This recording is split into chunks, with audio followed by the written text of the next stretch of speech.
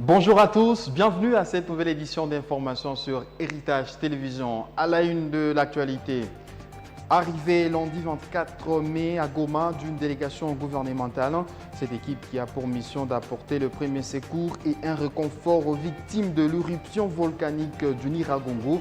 Dans ce journal, vous entendrez le ministre de la Santé Jean-Jacques Bungani. Et puis, le rapporteur de l'Assemblée provinciale du Haut-Katanga, Thomas Lopata, vient de démentir la rumeur selon laquelle le président de cet organe délibérant, Antoine Gabriel Tungwa-Komanza, serait malade et évacué en dehors du pays. Bienvenue à tous. Après deux réunions de crise tenues en 24 heures sous la direction du Premier ministre Jean-Michel Sama-Lukonde Kyenge, une délégation gouvernementale est arrivée lundi 24 mai à Goma, chef-lieu de la province du Nord Kivu. Le ministre en charge de la Défense nationale, des Affaires sociales et actions humanitaires, de la santé publique, de la recherche scientifique, de l'intégration nationale, de l'industrie, de l'agriculture et celui de l'enseignement supérieur font partie de cette mission. Cette délégation a pour mission d'apporter le premier secours et un réconfort moral aux victimes de l'éruption volcanique du Nyiragongo. Suivez Jean-Jacques Bungani, ministre de la Santé, dans ses propos choisis par Mandela Longa. Il y a une équipe du gouvernement dépêchée expressement ici à Goma suite à l'éruption volcanique qui a créé beaucoup de dégâts ici dans la ville. Il était important qu'un signal fort de notre gouvernement soit donné. C'est pour ça qu'ici, toute une équipe est là. On va avoir des échanges avec le gouverneur militaire de manière et ainsi qu'avec toutes les parties prenantes pour que nous puissions dégager des pistes de solutions rapides pour les populations. Il y a 7 membres du gouvernement avec des collaborateurs, vraiment une équipe complète, de manière à ce que nous puissions mettre sur pied d'abord l'état des lieux de la situation, lever la piste des solutions et bien évidemment trouver des solutions pour les populations telles que je viens de le dire. Nous espérons que la situation va continuer comme ça, dans la calmie. Nous sommes effectivement très touchés par rapport à ce qui s'est passé. Nous espérons que les choses vont rester telles quelles. Le Premier ministre Jean-Michel Sama-Lukonde Kyenge a reçu en audience lundi 24 mai dans son cabinet de travail. À la primature, la délégation du Bureau des Nations Unies pour la région du Grand Lac, conduite par Yang Xia, envoyé spécial du secrétaire général de l'ONU dans cette région. Suivez.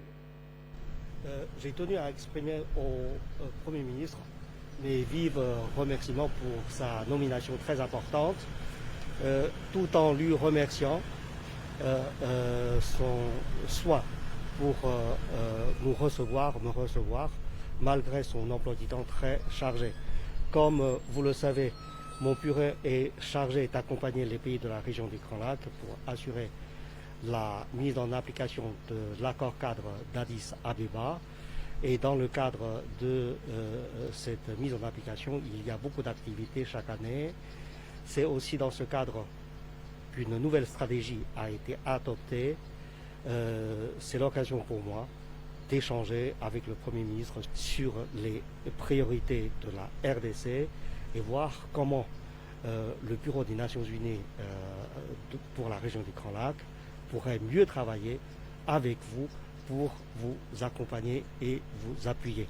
Nous avons évoqué quelques dossiers très importants, quelques réunions à organiser ou à participer et ce que le Premier ministre m'a assuré, c'est qu'il y aura une participation active de la RDC à toutes ces activités importantes. Les entités des Nations Unies présentes dans la région travaillent en étroite collaboration pour vous accompagner, vous appuyer. Soyez assurés que nous ne ménagerons aucun effort pour vous aider à mieux assurer la paix et la sécurité dans tout le pays, notamment à l'est de la RDC. Mais un autre élément, c'est le développement.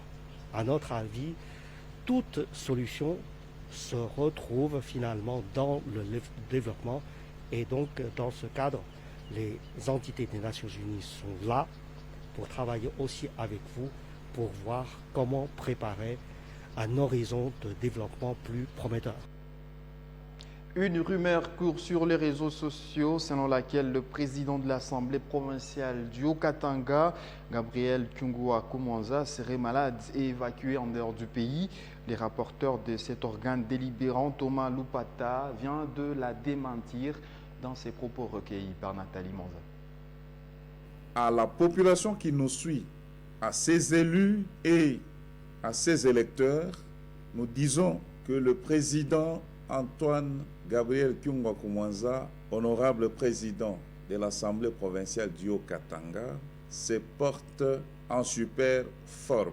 Sur base d'une sortie autorisée par le bureau, il est en dehors de la province du Haut-Katanga. Et nous osons croire qu'avec la requête qui a été introduite par le président de la République récemment en séjour dans la province du Haut-Katanga, requête selon laquelle il demandait à Dieu Tout-Puissant de pouvoir lui augmenter encore les jours. Nous pensons que cette requête a été exaucée par le ciel et que 30 ans supplémentaires sur l'âge qu'il a pourront lui être déjà accordés. C'est ainsi que nous apaisons tous ceux qui ont été touchés par cette fausse alerte que le président Antoine Gabriel Kyungwa Koumanza est merveilleusement bien et que le vendredi de cette semaine, comme il est prévu une plénière, vous le verrez la présider en toute forme. Il est plein d'énergie pour encore servir la nation congolaise. Après éruption volcanique survenue le week-end dernier à Goma, une réunion a été tenue en urgence sous la présidence du gouverneur militaire Constant Diman. Objectif, trouver de voies et moyens pour venir en aide aux victimes de cette catastrophe. Ruth Koutemba. À l'issue de cette réunion, il a été décidé que les besoins humanitaires seront examinés dans les 4 villages directement affectés par ces drames, a déclaré Diego Zurila, coordonnateur adjoint humanitaire des Nations Unies en RDC. Une évaluation des besoins, pour ça on est en contact avec la protection civile, on est en contact aussi avec le mouvement de la Croix-Rouge, qui est des volontaires de la Croix-Rouge sur place. On va faire une évaluation des besoins avant de déterminer avec le gouvernement quelle est l'assistance qui pourrait être apportée, une assistance humanitaire. En même temps, bien sûr, il va falloir apporter une assistance à cette population. En même temps, il y a beaucoup de situations humanitaires, malheureusement, au Nord Kivu, comme vous le savez, à Rutshuru, à Masisi, à Walikale et Nyiragongo. Donc on va bien sûr apporter une assistance à cette population. De son côté, le directeur général de l'Observatoire volcanique de Goma invite la population à la vigilance suite au mouvement sismique qui reste encore perceptible. Ok, je peux dire qu'il y a la coulée de lave qui progressait vers le Rwanda qui s'était arrêtée. Et il y a une deuxième qui venait vers la ville de Goma. Mais en fait, pour ce qui est de la trajectoire de la coulée de lave qui va vers Goma, il y a encore de séismes qui se font sentir sur la sortie. Et donc, il faut rester vigilant. Parce que si jamais ce séisme provoque une ouverture, c'est que cette coulée progresserait vers Goma. Mais ce n'est pas encore le cas. Et donc, on continue à surveiller. Pour la population qui est retournée dans la ville, en fait, il fallait que cette population attende l'ordre de son Excellence, Monsieur le Gouverneur. Parce que son Excellence, Monsieur le Gouverneur, a demandé à la population de quitter la zone rouge. Mais elle est en train de retourner dans cette zone rouge, c'est que l'autorité donne cet ordre. La zone rouge. Les nouvelles énoncées portent à 22 le nombre de morts, bien que le bilan soit encore provisoire. Quartier Penga Penga clame trop c'est trop. Une soixantaine de maisons ont été visitées dans la nuit de dimanche 23 à lundi 24 mai.